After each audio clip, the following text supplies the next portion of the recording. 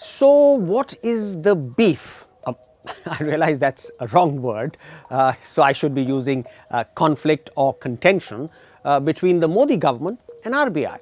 Why are both of them at each other's throats, so publicly using such vituperative language and tweets? Let's look at this beef.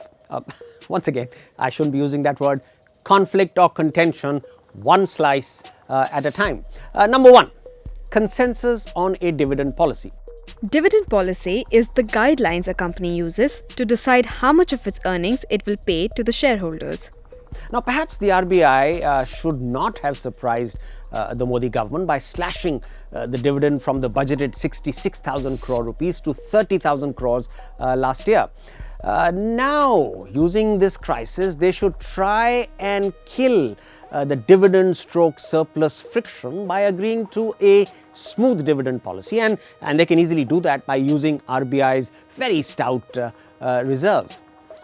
Contention number two, provisioning on a one-day default.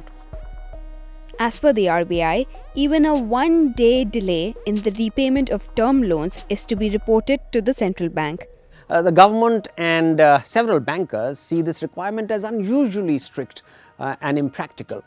But you know what? For a system which has been so lax and prone to evergreening abuse for decades, perhaps the RBI was justified in using a shock and awe tactic to force compliance. Also, the government's entreaty to exempt power companies from these provisions is frankly a bit contrived and lazy. Reforming the power sector is the government's problem, not RBI's. Number three, regulation of public sector banks. So what is the problem? As per the RBI, it does not have the legal powers to supervise and regulate the public sector banks. Here too, the RBI has got a strong case. Most of the rot is in public sector banks, and which are controlled by the government. With some token presence of RBI nominees on a few committees and boards. Now, recall how Prime Minister Modi was so vocal about phone calls from UPA ministers that had destroyed public sector banks. जितना loan देश के बैंकों ने आजादी के बाद दिया था, उसका लगभग 2 गुना लोन पिछली सरकार के 6 साल में नामदार अगर फोन कर दें, लोन मिल ही जाता था.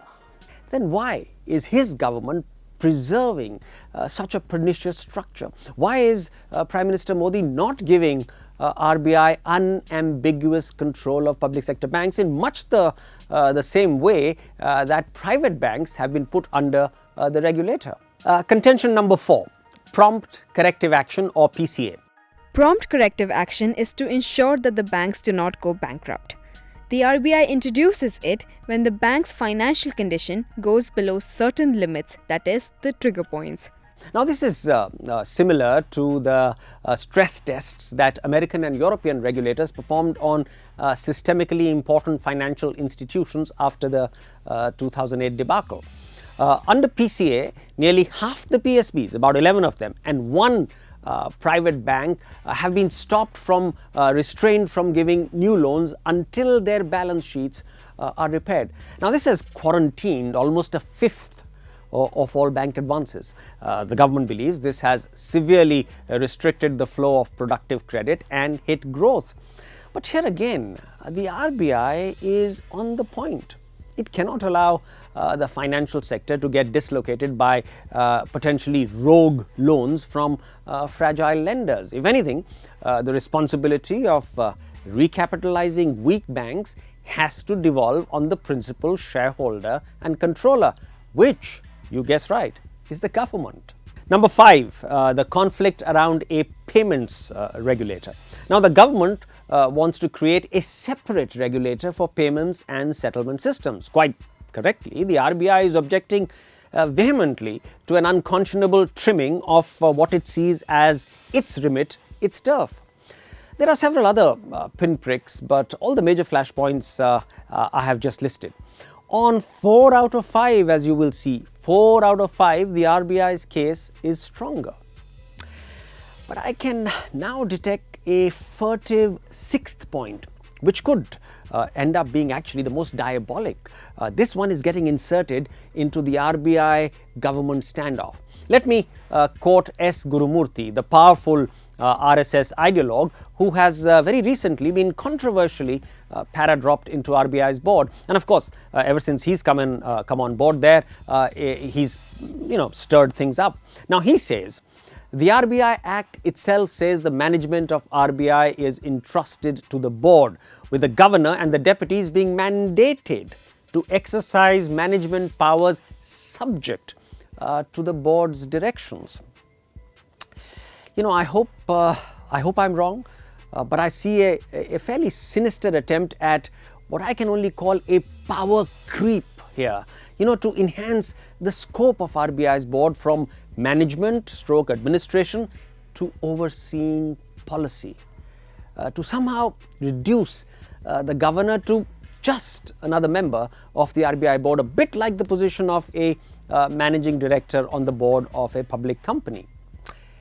This is blasphemous. It must be fought tooth and nail.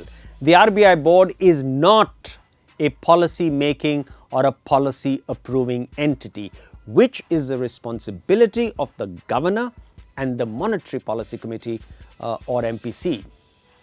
So, dear Governor Patel, please stand firm. Do engage with the government, of course engage with the government, and accommodate all sensible inputs. That's part of your job. But don't give in on other points or quit. This, sir, is a moment of institutional truth, of institutional sanctity. Therefore, Governor Patel, you simply have to hold your ground.